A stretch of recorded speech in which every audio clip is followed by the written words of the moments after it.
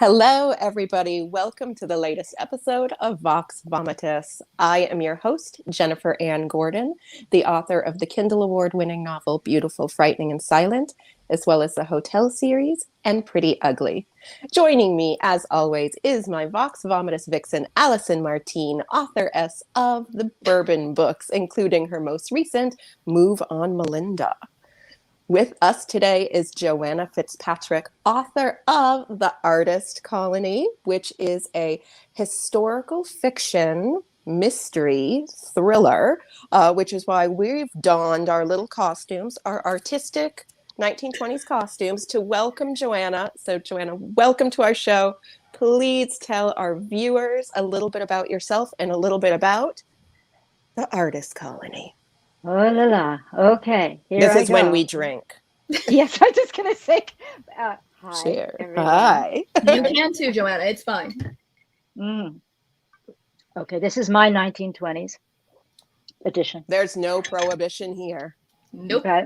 Well, except maybe for me. I'm drinking LaCroix. So, who is Joanna FitzPatrick? Joanna FitzPatrick is an author. She has a long history before being an author, working in the music business, working in the film business. And she reached a certain age where she decided that she wanted to be an artist. She represented artists for many, many years and was successful at it.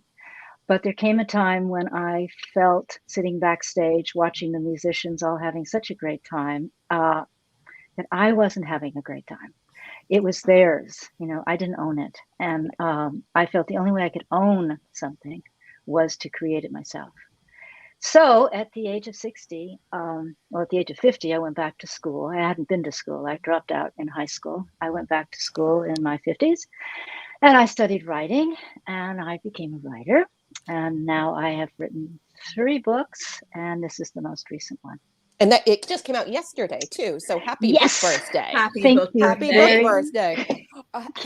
Is today the day where you emotionally crash, or are you still on the high? Because I know for me personally, book birthday, I'm like, yay! And then the next day I'm just crying. Yeah, into my breakfast. It's weird, it's weird, right? I mean, when I finished the book, when I really knew the book was finished and I had that manuscript, that to me is such a celebration, in a sense, more than being published. I'm thrilled to be published, but it's a satisfaction of the creation of the book. The publication is about things I have to do, like marketing and all that. So as far as, yes, I definitely celebrated yesterday. And what made me celebrate was what other people said to me. That they love my book and what a pleasure to know me. And so that, it's a publication because then your voice is heard by someone else besides you. Yes. Well, it makes it to share that with everybody because when you finish, even if you say I finished, everybody's like, you finished something, hooray, but they have no idea what you're talking about really until it gets into their hands and they can kind of absorb it too. And the question they always will say, I finished my book, they'll say, when is it getting published? Yes. And when can I read it? Yeah. And now that your book came out yesterday, I'm sure you're already going to be getting, when is your next book coming out? Yes. I got that at my book signing. People are like, when's the next one coming out? I'm like, I'm exhausted. I don't Taking a nap. How long do you girls take to write? Generally, how long do you take to write books? I'm going to plead the fifth on that one. You are, because I'm so impressed every time you say how long it takes you to write a book. Okay, it takes me about 6 months. My first book took 20 years and 3 months. Okay. It's just I'm so all over the map that to give any answer it would be just misleading because one of the books that I have that's out on sub is one that took years to write because I was writing in these little increments with little people where I couldn't write for months at a time. And then the first book that actually got published, I wrote in 13 days. And people hear that and go, well, that was just ready up here. It just came out like that. So it depends.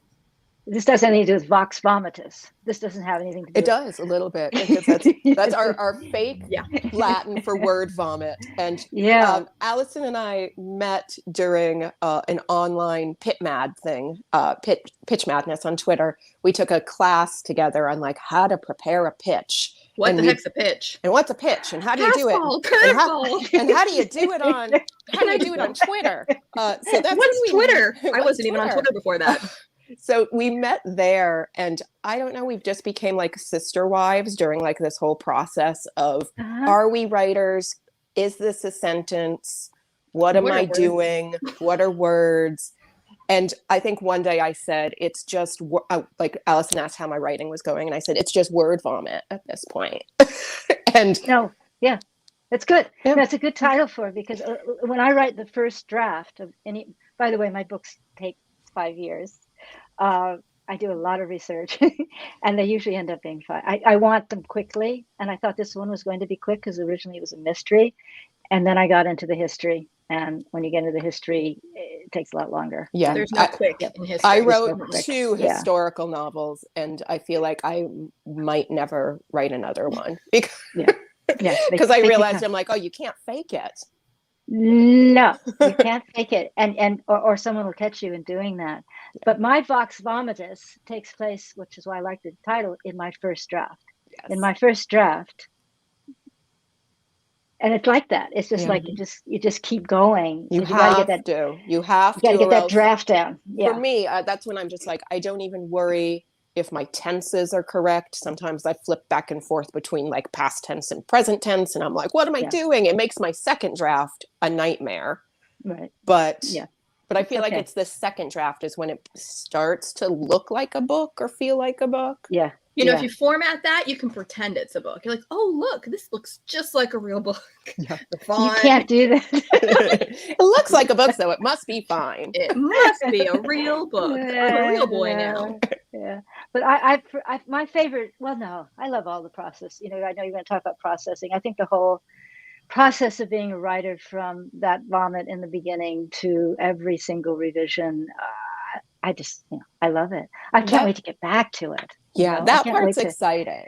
It's like the querying and the nervousness and is this book marketable? What genre is this? That's what I don't like when I'm like, because people keep asking me like, what genre is your new book? And I'm like, I have no idea. And that's what you should tell them. You know, this whole idea that it has to be a particular genre, I don't think that way. And unfortunately, I don't think marketing when I'm writing. I'm thinking a lot about marketing now, but I know. But I don't think about it when I'm writing. I couldn't, or you would end up, getting contrived or whatever. But for me, I have to, no marketing until now. And then you have people to help you with that. Yes, I have. Yeah. It's always good to have like, just somebody who's better at it than you are. Yes. And I have a great team of I'm a lucky girl. Yeah. So I will say, when I read your publicist, who I absolutely love, when she reached out to me about your book, I thought, oh, this like checks off so many of the boxes in my head of things that I really love. I'm obsessed with the 1920s. I mean, I have like a million 1920s outfits. During the before times, before COVID, I would 1920s cosplay. I would teach ballroom dance at 1920s events. It's like, I'm really into it. I'm also an artist. So I was just like, and I love mysteries. I'm like, give me a dead body in or near the ocean. I will read almost any book about that. And yours had all of those things. It does have all of those things. Yeah. Once I had that dead body on the ocean, it all came That's together. where it starts. Is that where it started? Or because isn't it sort of based on like a relative of yours? Well, or a fictionalized version? It's okay. It started with a painting by my great aunt, Ada Bell Champlin. And I've had this painting forever, the whole time I lived in New York, and I've had it out here. When I came here, we made friends with people, and they saw the painting, and they said, this is near here. And I knew it was somewhere in Carmel, somewhere in Monterey, California, but I didn't really know it was that close. And when I heard that, I became very curious to find out what the story of I knew nothing about Ada Bell Champlin. I always loved the name Ada Bell, but I didn't know anything about her. So I did family history. And then after the family history, I started working on the Carmel history of the 1920s and found out about the artist colony that she was part of and influenced the art colony. And after reading that, then I definitely wanted to include it as an artist colony. But otherwise, it's only in name. Ada Bell, I, again, hardly knew her. I only have a little picture of her with her 5 sisters. So it's the name and the fact about this painting. But she is not really in the book. No. But some people write and say that, but she's not. She's not in the book. But that's a great jumping off point. And yeah, I mean, the fact that it's a real painting of a real place is such an interesting place to start from, because I can't imagine looking at any landscape and going, oh, that's a real place, and that's setting off on this journey. I would just assume someone made it up. I wouldn't think anybody would look at it and go, no, I know that place, and then have it be a place you can go visit and see more about where that led you, including, I'm assuming it's part of one of the places that takes place, like one of your settings for your story. Well, not totally. I've actually tried to find exactly where it's a eucalyptus tree painting. And I've tried to find it and have been unable to it, but several people are sure where it is. And we don't know. The painting itself, but the Carmel by the Sea. So by going down and starting to drive around and looking and then walking, I mean, Carmel by the Sea is it's a tourist destination now, but it still believes in its history. And there's even a little library in the small Carmel by the Sea that's a historic library, where I was able to go and learn so much about the history of the artist colony. So it became, as I said, I worked in Hollywood, so I'm very familiar with location shots and all of that. And suddenly I was walking into location shots, right? And then I'd write the scene in that location. Oh, that gave me the chills. See, I just love that, because I've read of other authors who've been able to do that. And for those of us who've been stuck inside pandemic land, there are no location shots that are not just up here. So I love that you were able to. I feel like this is why all of my books have people slowly going insane now. Right. Yeah, they're all semi-autobiographical, right there. They're all semi-autobiographical. That anything I've written in the past 19 months has involved basically being a shut-in. So you are writing stories, and I'm sure there's going to be a whole couple of years, right? Of, it's like, I refer to this sometimes, we don't have the same desk, but it's after the war. This is after the war, when it's over, and we don't even know when it's going to be over. But I know we're going to have an incredible amount of genre after the pandemic books of you who wrote during this period of time. I unfortunately didn't. I was in rewrite, so rewriting is writing. Rewriting is writing very much. That is, my agent says that all the time. Every time I'm just like, I have to rewrite this, and she says rewriting is writing. And I was in the 1920s, so I wasn't here. That's true. We're in the other 2020s. We're in the I don't less think they're glamorous 20s now. Yeah. Which is why I'm happily sitting here in a beaded gown, wearing a headscarf and pretending that I'm in 1924 in Carmel by the Sea. Jennifer, would you do me a huge favor and at some point take a picture of yourself in one of your beautiful outfits with the cover of I will. Artist Colony. Spokesmodel. I will, because, and honestly, I have 30 1920s outfits, and so does my husband, so we can do it together. We'll do it. We've got parasols. We've got everything. You've got a parasol behind you right now. And I have a parasol in front of me, too. You can't see. But I have a broken Victorian dollhouse in front of me. I'm going to use it for an art project. Okay. Well, or you could write a story in there. Yeah. You could go into that broken Victorian dollhouse. I don't think she'd fit. It's no, this big. Here she goes. I can go. I can shrink down. I've recently moved into a new house, and I already feel like I started, the second we moved in, I'm like, oh, I have to write about this house. And my husband's like, oh, please don't ruin the house, because I write horror. And he's like, you're going to, we love this house. And automatically I'm just like, what if a young couple moves in and they're both artists? But he's like, no, whatever comes after that, it's too much us. And I'm like, Yeah. it's happening. Do you think people that write horror, because I haven't written horror, but do you think writing horror is people who are like really scared? Like, are you scared of the closet? Are you scared to open the door into the closet? Yeah. Yeah. You were when there was a bat in there. I was when there was a bat in there, which like happened during an episode of Vox Vomitus. Yeah. That was the old place. There's no bats in this house.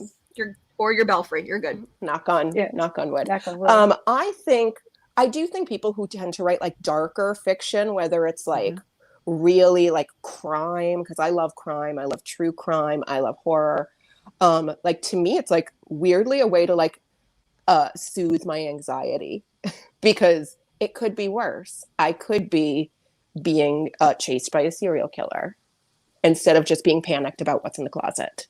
Right. Do you also go to serial killers too? I mean, is that you don't go I haven't written about a serial killer. I don't. I think I would be too scared to write about that. Yeah, I mean I'm scared of the closet. Even at my age now, when I go home, I check every closet in my house. Every closet, because it's not that someone's in there. It's my imagination. Yes. Right. That's the scariest thing of all. Yeah. And not saying your imagination is the scariest thing of all, just like imagination in general. Yeah. So that's when I think writing mystery kind of helps you in feeling that kind of fear still today. Kind of helps in writing that. Also cheaper than therapy. It is cheaper than therapy. Writing is definitely cheaper than therapy. Well, no, like, at the end of the day, though, is it? No, it's definitely I was just going to say no. that vomit draft, though, that is free. The vomit draft is free. That's on the house. Yes. Everything else, there's an emotional price to pay and a monetary price to pay at times. Yeah. Not at times. I know. We get it when we're like, I'm going to take out an ad to like boost my book sales. And I'm like, oh, I sold 4 books and I spent how much money on this ad? Yeah. Can you see the dollar signs just floating up from my head? Yeah. Or the cash register. I dream of the cash register. I know. It makes tax season even sadder when you're just like adding up the expenses and then like what you made and you're like, oh, thank God. But you can write it off. Doing this, you can write it off. You can. I mean, that's what I'm. Yeah, you can write it off, which does help a bit. Yeah. But anyway, we don't do this. We don't do this for money. We don't do it for the money. We don't do it for money. But I would like my book made into a movie. I mean, every writer in the world would like that. But well, and with your background, when you've had all these Hollywood connections, I feel like, okay, you've now already scouted the scenes. Let's get this thing into a movie.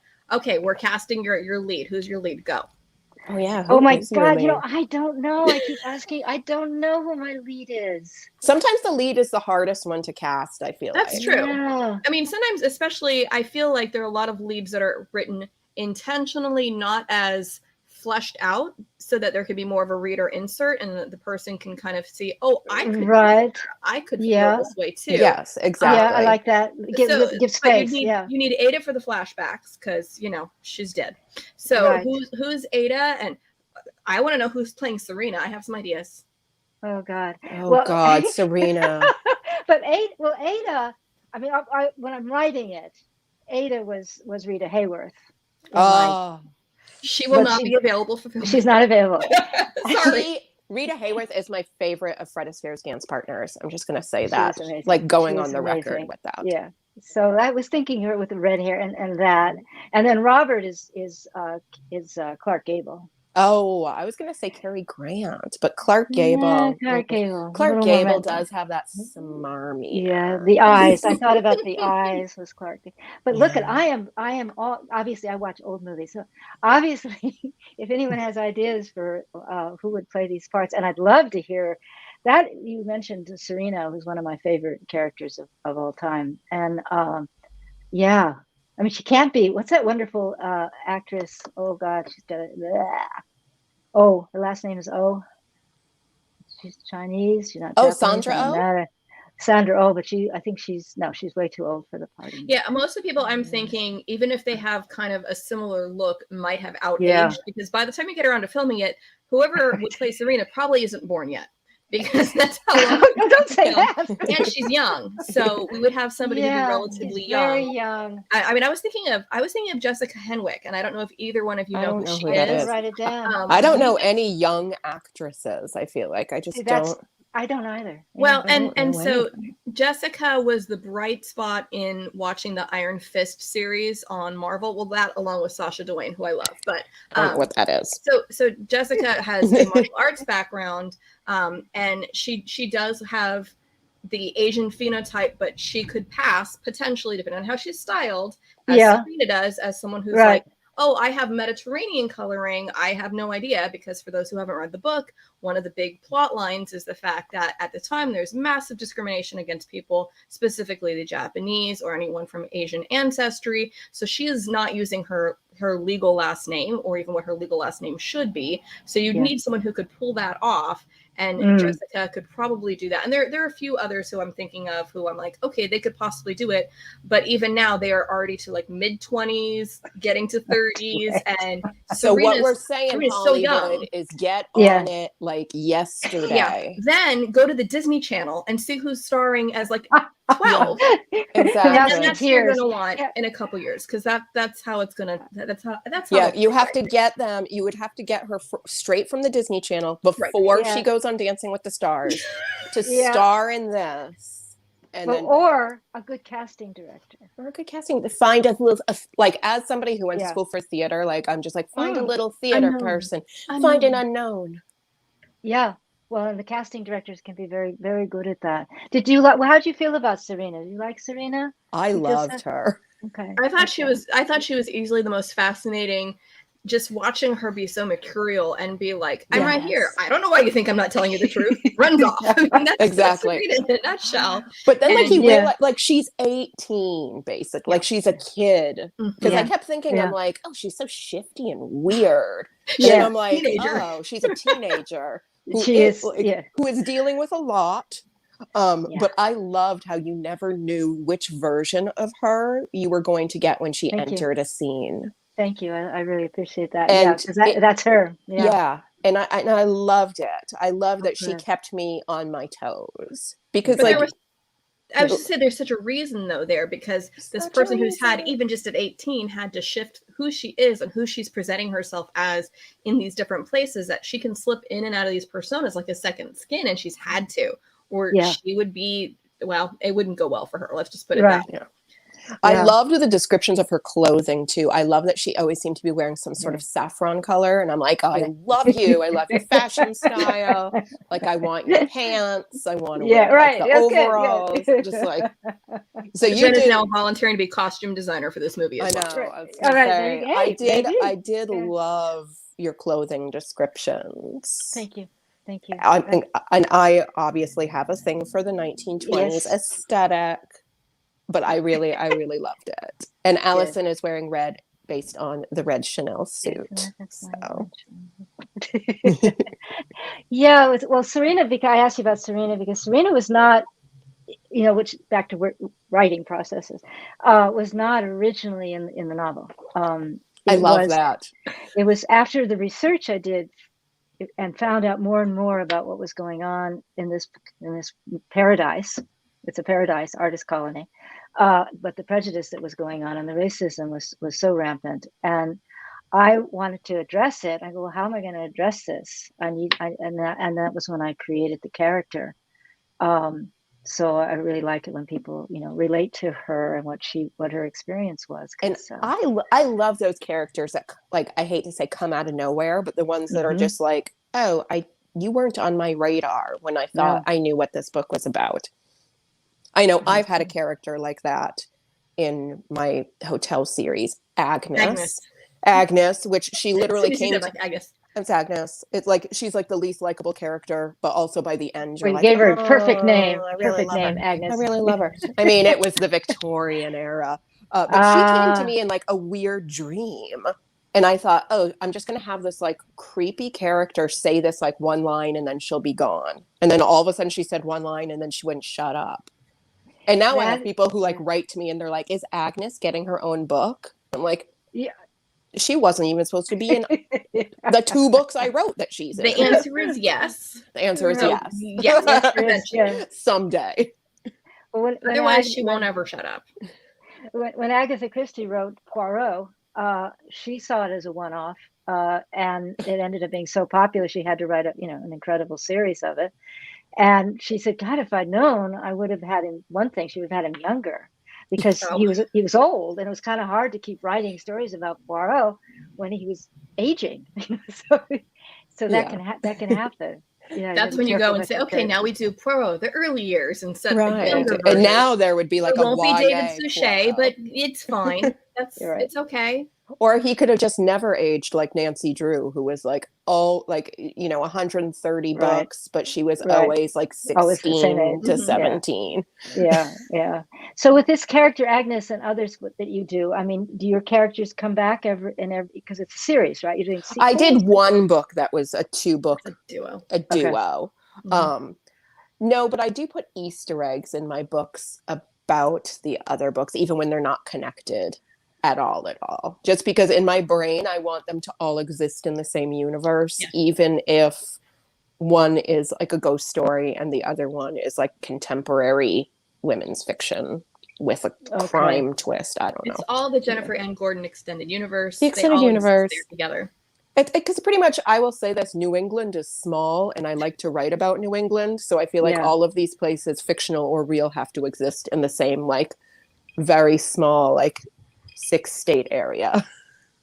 Well, and some of your landmarks overlap. So even if the people don't, because they're set 50 to 100 years apart, the they landmarks can still all be there. like, here we go. Right. I'm trying to do the timeline in my head. I'm going, I'm not doing the math right. And I can't math. No. So. And honestly, it's because I just like want movies to be made of my books, or like a really big, long HBO series, like a prestige series where they can all get looped in. So get on that. Hollywood people. Put it happen. Just call HBO and be like, just call HBO. I've got this friend. She dressed up weird for a podcast. So in the very first draft, if you didn't have Serena, I would have loved to read that draft to find out how different that must have looked, because she's so pivotal that it had to be very, very different if she wasn't there to move scenes along and to dole out information or withhold information and go from there. So when you figured out, okay, the influx of the Japanese population there and their influence in the art community and even the abalone diving, all of that couldn't have been in the first draft then. So I would be curious how different that would have been. Well, in the first draft, there was a young girl. And you don't know, I wasn't sure what was going to happen with the young girl. And at that time, she was somehow, I don't know how much to tell because I want people to read the book. But just vaguely say there was a girl and something might have happened to her. There was a girl, and she did have that character of being mysterious and difficult to figure out, and costume and young and artist, and so she had all that character. And then it was reading more about the Japanese history that she became more significant. She became more significant. She was a side character, and then she became more and more important. And I miss her. See, that's God. I love hearing that. I feel like as writers, we create these fictional people and they become so much a part of us that like when we're done writing about them, it like hurts. Like my heart hurts. And I'm like, I can't spend time with these people anymore. Even the terrible ones I like. Yeah. I mean, I think they come out again in other books in other ways. Yeah. They're kind of still there. Earlier, I wrote a book. It's called Katherine Mansfield, and it's based on a short story writer who had a very tragic life, died at the age of 32 of tuberculosis. And I took her, that was another 5-year project. I took her life and read every journal. She was very prolific. She wrote lots of journals, lots of diaries. So I was really able to get inside her to play her part. And when I was working on Katherine, I am actually sure that she came and she's actually a butterfly. And she'd come in, and if I was resting, like in my hammock, she would come up and sit on my shoulder and say, "Get back to work." Oh, I feel like I need that butterfly. Right? Butterfly taskmaster, get on it. Tell my story, Joanna. Right, because I made her alive, and she wants that story back out again because she was a well-known writer then, and she wants it to be known. Americans didn't know that much about her, so she really wanted me to get that book done and get it published for her.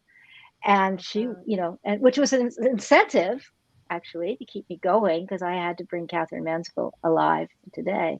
But I think it's the same with fictional characters. I think you just you care about them, and you resuscitate them, resuscitate them. And so that's why I was asking about sequels and things, because I think about.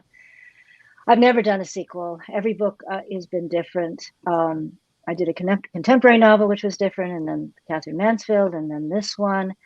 I only did a sequel. You do sequels. Yeah. My sequel is like a fake sequel. It was literally just supposed to be one book, and then I realized the word length was like crazy. Too much. So I just was like, I will just chop it in half because there's a twist.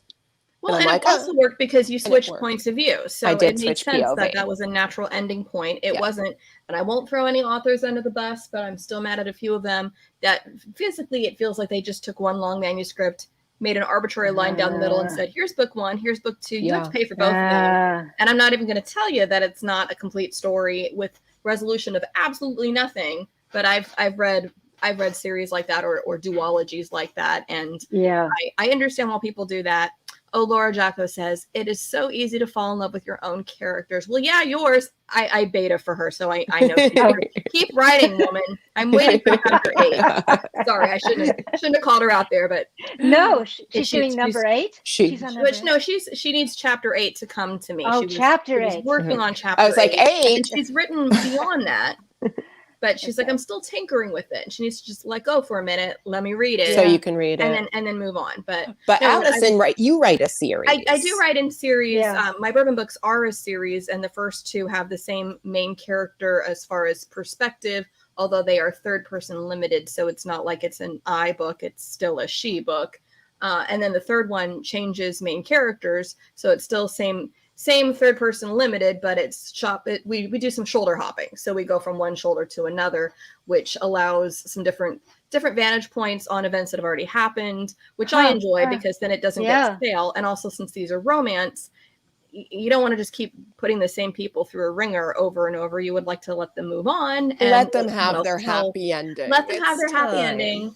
They deserve it. And go on for the next one. But I will say, when I wrote the first one, I wasn't intending to even do that. And I wasn't intending to have a series, let alone any kind of sequel. And I think the first version that Jen read had an epilogue. And then when it was going to publication, I told the publisher, strike the epilogue. We're killing the epilogue because there's going to be another book and everything in the epilogue then becomes redundant. And some of it not even true. So we yanked the epilogue, published as is with just a slightly revised end chapter, and then the epilogue became stretched out to an entire different book. So I'm exhausted. It's all right. Tell me, Allison's the brains. Yeah, I'm in the calculation. You say Allison's the brains while you're talking about my cotton candy romances, which is they're smart. They're smart, but you're romances. I'm seeing this wall. And I'm seeing all these charts and graphs and connections, which is in your head, I assume. You got to keep all that. I do have a chart with names because I've had to rename people when I realized, the name I just gave this person was a minor secondary character over here, and I don't want there to be any confusion. Other than all of the Chris's were intentionally all named Chris because it's just a thing. So many Chris's. But other than that, I also have a chart of who has what job and what car they drive because I don't get that. I won't keep that straight. So I have an alphabetical name roster and their cars, who drives colorize. What about colorize? Colorize. I don't need to because I can picture them all. So that's easy enough. I'm not going to I won't get those confused because I know a visual of what they look like. It's pretty set up there, but I don't even remember what kind of car I drive most of the time. So if I'm changing around and if one person has a Tacoma, a Tahoe, and then a Tundra and the same thing, my betas catch me and go, you got to pick one. I'm like, Yeah. I don't know the difference between any of them. They start with T. Yeah, can it just be like SUV? I do leave that. it I do have one where I'm just like, No, we need details. No, you have to have details so they well, and stand there was a out, right? line where the main character is like, oh, they thought she was a badass and drives a BMW. It's like, no, she drives a Mazda. So I had to stick with the Mazda because it was the throwaway line because she's not the BMW type. No. Yeah, and your editor must, be challenged in some ways to get that all sorted out. Or well, maybe too challenged. I've done a lot of editing. I've done a lot of what do I call them? Bodice ripper. Editing. Bodice ripper editing. Bodice So ripper you editing. had to edit a lot of words like throbbing members. Throbbing members. And like, I don't write throbbing members. Quivering. I don't. No, and one of the hardest ones to work with is orgasm. Oh no, because you can't. There's no good way to also describe it. I talked to I have this amazing writing mentor, and I was trying to describe an orgasm in my current work in progress, and I was like, I can't say orgasm because that's just and then it didn't fit for the scene, and I was like, well, can I say? So this is when we get loose with the tongue. I'm like, can I say come? And she's like, don't say come. No, you can't use come. I know, and I'm like, I know, but I've never written about an orgasm before because I write horror. Well, that can be orgasms. No, I know. So she just gave me. She's just talk about how it felt, express. Right. I'm like, okay, but I'm from New Hampshire, so all of that is very embarrassing for me to talk about. Yeah, it takes a certain kind of person, or not kind of person, but a certain that writes that stuff, and it's hugely popular. And as I say, a lot of it. And it's not about quality of writing or anything like that. It's being able to express how she felt. In bed, and the throbbing. It's about the throbbing. Joanna, have you ever edited a bodice ripper written by a man, and was it awful? Oh, good question. That is a good question. No. I mean, they were all. It was for Ballantine, publishing Random House, and they're all women. Most of them are, but I will say I've known there must be some, who will use a female pen name because I was going to say, I know. I won't throw anyone under the bus. I'm not going to throw anybody under the bus either, but I have a very good friend who writes romance, more erotic than romance, and he uses a female pen name. I guess that's clever. And it is one of those things where you're kind of so in contrast, when I write as romance, I write as Allison Martine. When I write as literary science fiction, I write as A.M. Hubbard, and I'm addressing the opposite preconception there, which is women don't write science fiction. So I'm just going to remove my gender from the name by just doing initials, and also hoping someone will think I'm maybe related to L. Ron Hubbard and buy my book out of fear. So that's out of fear. Out of fear. I love it. They could be watching. You never know.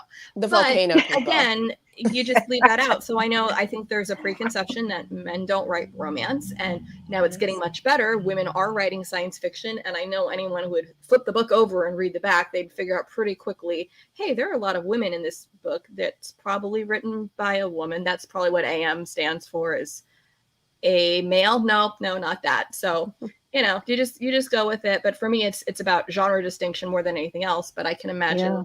There are probably some men who slip by you and you may not have even known. Yeah, no, it's dating back to the book.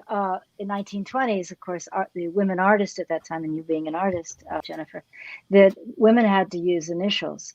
Like my Ada Bell Champlin, she used ABC, right? Oh, which is cute. Which is adorable. Which would be really well branded today, but back in the day, that's not back in the day, and to think that you couldn't, put your name on a painting, and to think that women couldn't. I mean, the fact that we think even today, like what Allison just said, women don't write sci-fi, women don't write horror, women don't paint. How was that even a thing ever? Well, and even in the book, they're addressing it, saying, "Oh." At the beginning, and I hope this would not be considered a spoiler, Sarah is coming there because it is believed that her sister took her own life.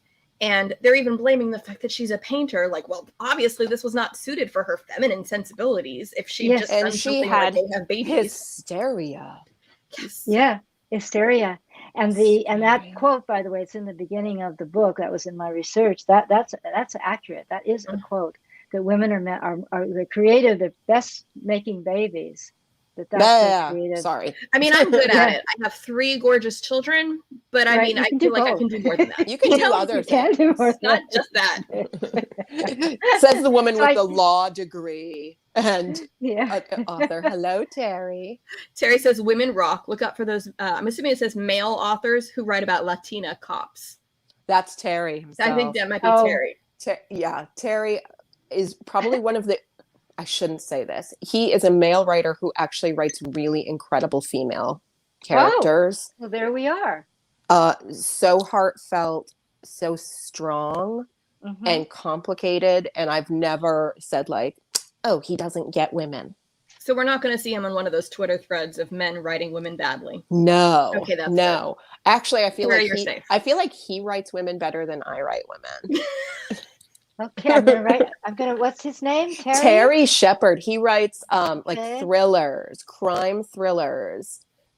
Chasing Vega and then Chasing the Captain. Look, Terry, I'm like giving you shout outs. Yeah, gonna check you out, Terry. Terry's great. Well, and I was going to come back to talking about even not using their names and so using initials.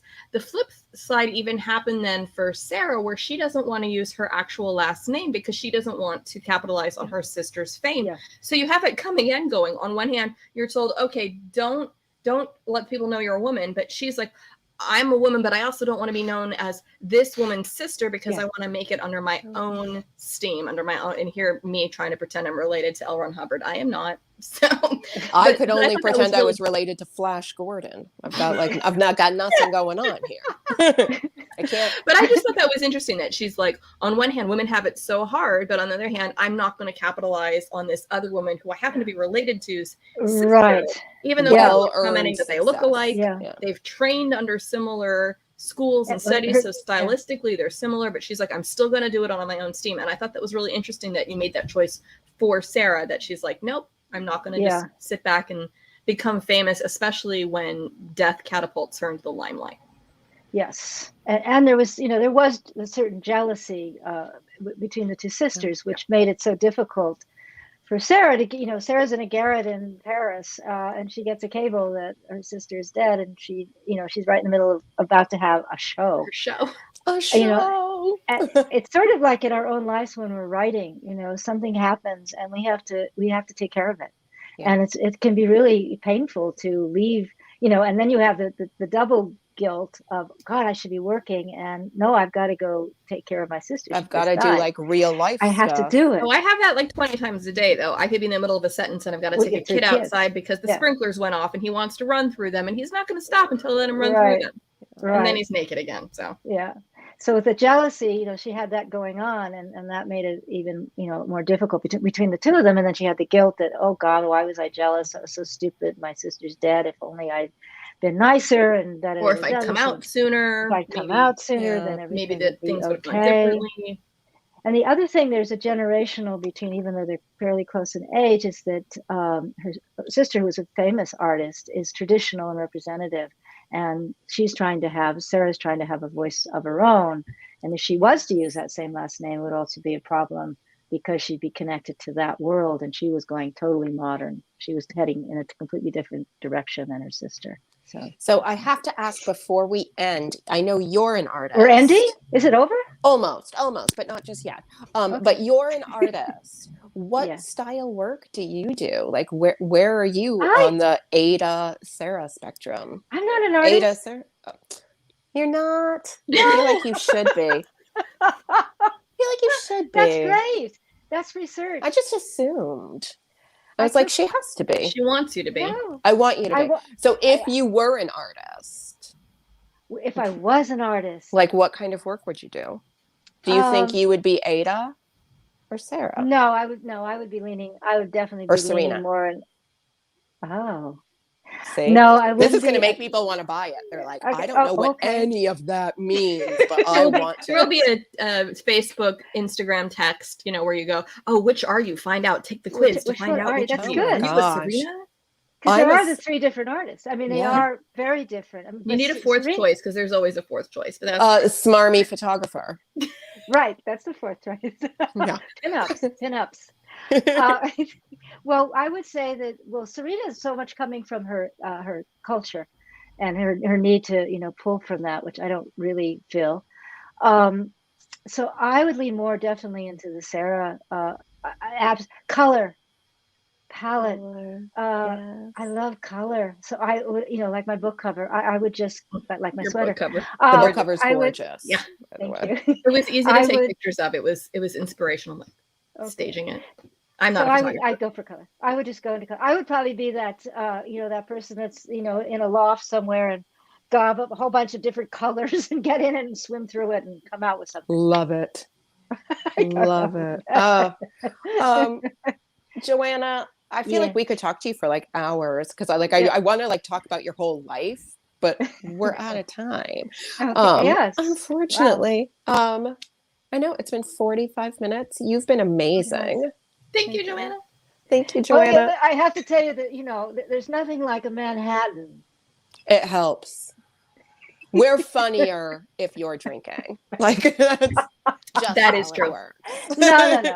You would have been funny. I've watched your other things The about hats. Manhattan. I want that picture. I want that picture. Of you and your Well, husband. now I have something to put off doing work for. I'm You like, didn't need I've that. gotta do a huge photo shoot. When we moved into our new house, we have a giant costume closet, and day one, the costume closet broke because of all of my like heavy beaded costumes. Like all the bars broke, and now we've been here a month, and the costumes are just like still like on the floor, but behind Now you have an closed doors. excuse. You gotta go through it. I've gotta find go your through funny it. stuff. Gotta Take get all all the gotta photos. get all the stuff Yep. out. Everything with the book. Do a photo shoot. My husband's gonna love it because he's a photographer. He's gonna be like, Yeah. photo shoot. You haven't wanted to do a photo shoot in forever, and he's watching this right now and listening to And it. he's watching. And what will he wear? What will he wear? What will he be wearing? He wears 1920s for men is much easier than 1920s for women because it's usually either crumpled, booze-ridden tuxedo, like sailor type of like striped shirt, sailor like summer wear. Then he's got like a couple good hats. Okay, that's what I want to know about because that's the He's got distinction. hats. What's the hat? Fedora? Does he have a fedora? He has we have tons of fedoras. He also has one of those like straw hats with like the ribbon around, like a summer, Panama like a date, hat. a Panama hat, Panama. like I call it a picnic hat. It's a picnic hat. Because we would do like daytime 1920s events and nighttime 1920s events. So we have like picnic wear. And your parasol. My parasols are part of my daytime. Of course. You don't need a parasol at night. No. Well, anyway, and girl, it's been, fun for me doing this. And oh my gosh, you were lovely. And stick around for a couple minutes after we sign off, just so we can say like real goodbye. Sometimes authors leave, and we're like, "Oh, I still want to." I still have to finish my drink. I mean, perfect. This is perfect. And it's 3:00 here. No, it's 4:00. I mean, this is now it's 4:00. Yeah, it's 4:00. So Oh, everybody, thank you for joining us. Thank you, Allison. Thank you, Joanna. Thank you to Roman Saratin, our producer. Thank you to Pam Stack, our executive producer. Thank you to everybody at the Global Authors on the Air Radio Network. We love you. This has been a copywritten podcast. Stay tuned next week when we have Helene Wecker. Am I saying her last name right? Allison? I hope so. I think Wecker. so. Helene Wecker of The Hidden Palace. And also her book before that, which was The Golem and the Genie. So stay tuned next week.